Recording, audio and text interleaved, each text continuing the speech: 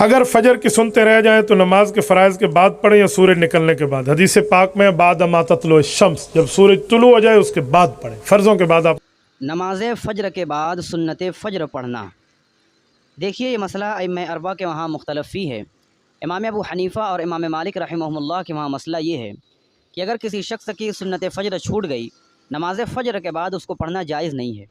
ہاں جب سورج طلوع ہو جائے پھر اس کے بعد اس کو پڑھنے کی اجازت ہوگی۔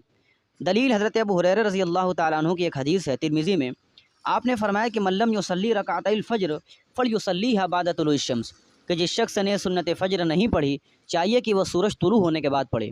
حضرت ابو سعید خدری رضی اللہ تعالیٰ عنہ کی ایک حدیث بخاری میں ہے، آپ نے فرمایا کہ لا صلاۃ بعد صلاۃ العصر حتى تغرب الشمس ولا صلاۃ بعد صلاۃ الفجر حتى تطلع الشمس۔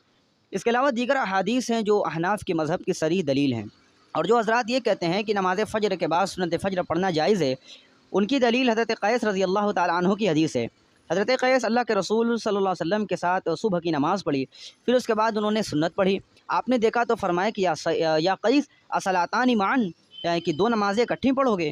انہوں نے کہا کہ اللہ کے رسول میں نے سنت فجر نہیں پڑھی تھی اس لیے پڑھ رہا ہوں، تو آپ نے اس وقت خاموشی اختیار فرمائی۔ تو اس سے بھی پتہ چلتا ہے کہ نماز فجر کے بعد سنت فجر پڑھنا جائز ہے۔ احناف کہتے ہیں کہ حضرت قیس کی جو حدیث ہے وہ حدیث ہے فعلی، اور ممانعت کی جو حدیث ہے وہ حدیث ہے قولی، اور قولی حدیث کو ترجیح ہوتی ہے فعلی حدیث پر، اس لیے ممانعت کی جو حدیث ہے اس حدیث کو ترجیح ہوگی۔ اور یہ بھی ممکن ہے کہ حضرت قیس کی جو حدیث ہے وہ ممانعت کی حدیث سے پہلے کی ہوگی، تو اس اعتبار سے دیکھیں گے حضرت قیس کی جو حدیث ہوگی وہ منسوخ ہوگی اور ممانعت کی جو حدیث ہے وہ ناسخ ہوگی۔ بہرحال خلاصہ کلام یہ ہے کہ جس شخص کی سنت فجر چھوٹ گئی، نماز فجر کے بعد وہ فوراً نہیں پڑھے گا، بلکہ سورج طلوع ہونے کے بعد جب نماز پڑھنے کا وقت شروع ہو جاتا ہے اس وقت سے لے کر کے زوال تک اس کو پڑھنے کی اجازت